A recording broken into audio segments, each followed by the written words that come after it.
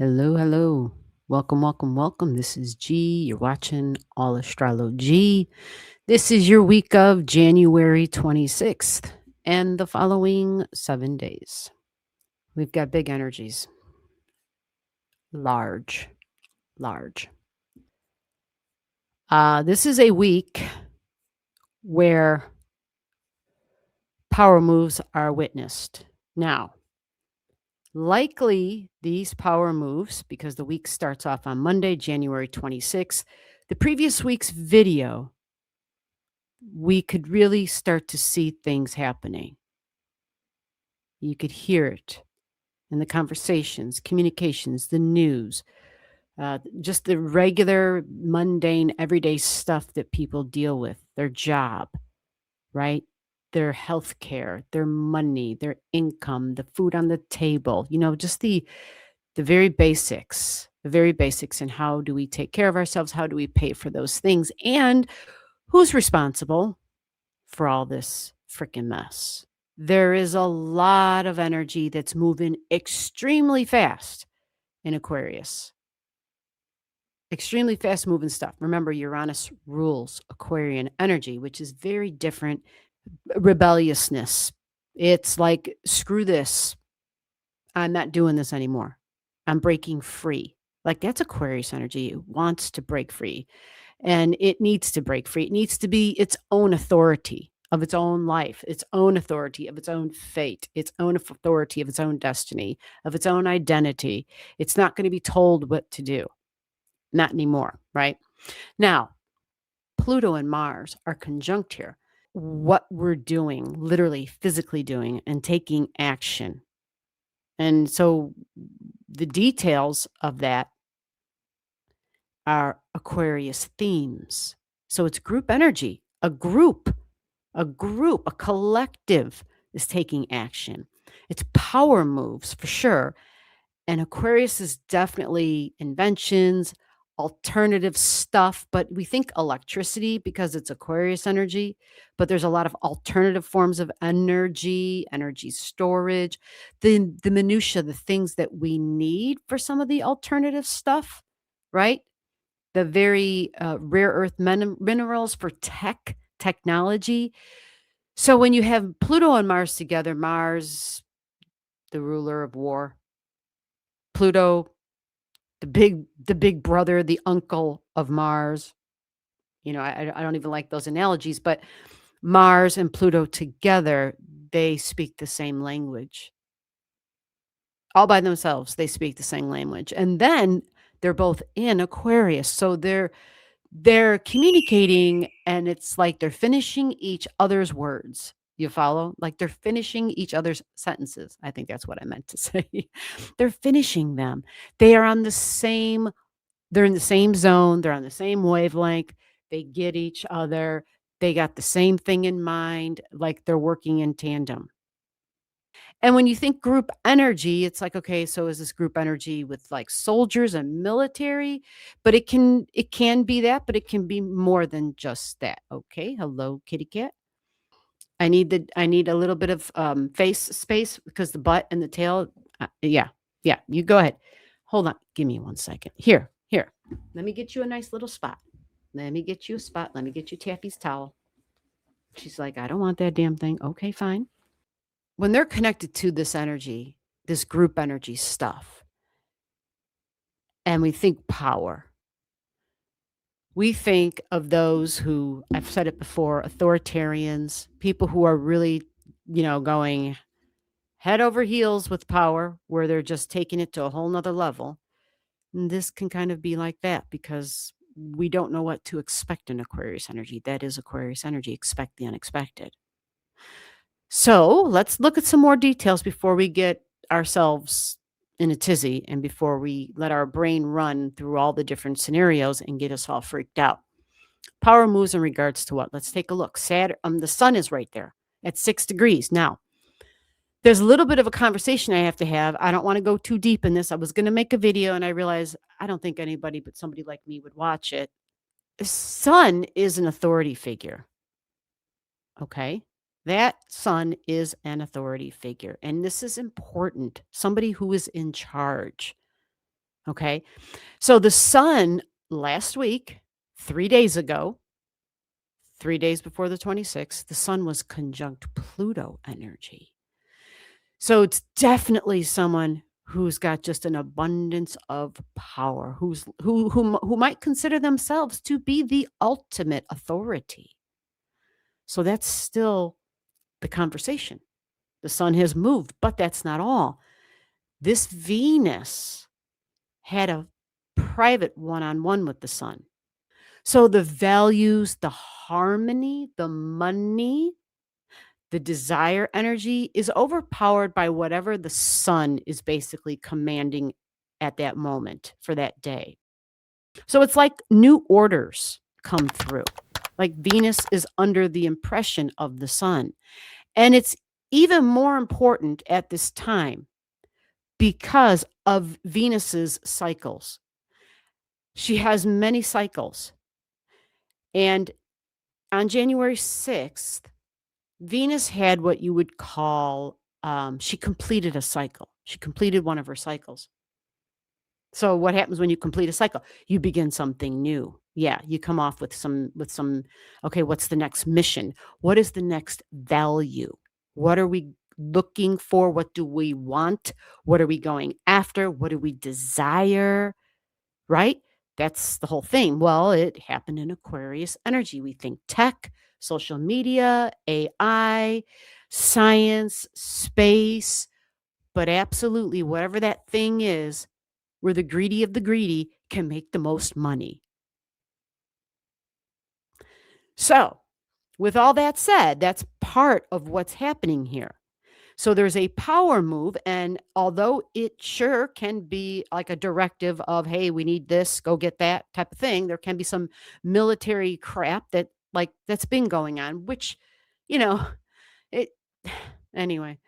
Um, it may be under the guise of something else, as usual, like, oh, we need to do this because, these are bad people type of thing. There can be a power move against another major authority figure. You follow?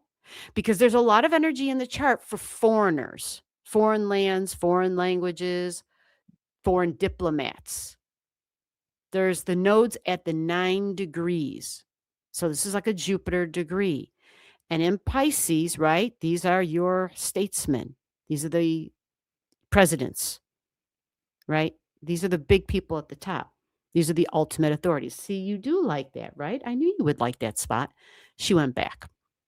So with that said, when you think group, you think friends, and what else is there a group of? Like who has power in the United States in terms of a group?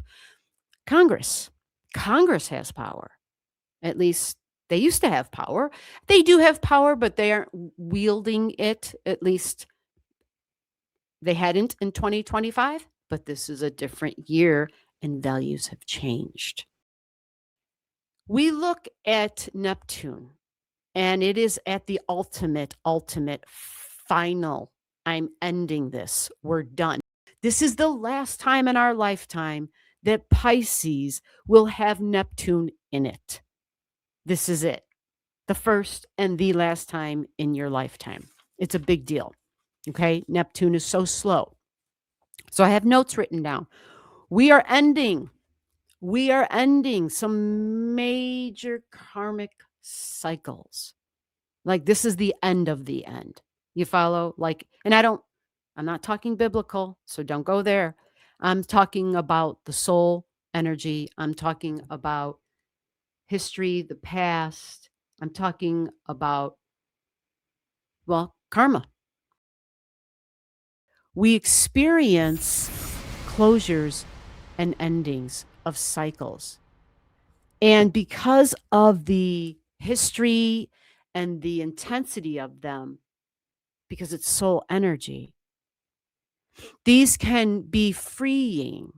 It can be freeing. You see, Neptune has the ability to dissolve because it brings about an understanding. And when it brings about that understanding, remember, I haven't talked about this in a very long time. Neptune's job is to teach you to see more clearly. The eyes. It's not just the feet, It's perception. It's the eyes. And so what Neptune does, and what it does exceptionally well in Pisces, is it shows you the delusional. It shows you the hypocritical. It shows you the fantastical, the the magical in terms of make believe, yet someone's presenting it as fact and as truth. So you see, by after a very long time of seeing the untruths and by seeing the pretend and the purposeful manipulation over the time, you start to see through that bullshit. Think of Neptune as somebody who walks up to you and says, "Can I have those?" And they kind of just take your rose-colored glasses right off your face. And when that happens, you see. It's like a aha. And it's not an aha where you son of a bitch, I gotta, it's an aha of, okay. So sure, somebody was a little delusional. Somebody was deceptive. Somebody was putting on a play, was acting, was pretending. But I too enabled that. I allowed that. I refused to see it. I refused to see the truth. So this Neptune energy at this degree, at this minute, 29 degrees and 59 minutes, this is it. This is it. The curtain, the show is over here. The curtain is down. Neptune's going to move on this day, Monday. On this day, it goes to 0 degrees of Aries. I want you to look closely at this chart if you can see this. There is a midpoint here. And this midpoint, we're going to go pink just to kind of draw your eyeball to that. This midpoint is Uranus, shocks and surprises, disruptions. Holy shit, didn't expect that. Uranus, and I know you can't see this, but I'm going to tell you I can see it. It's Pluto. This is Uranus and Pluto midpoint together at 0 degrees in Aries.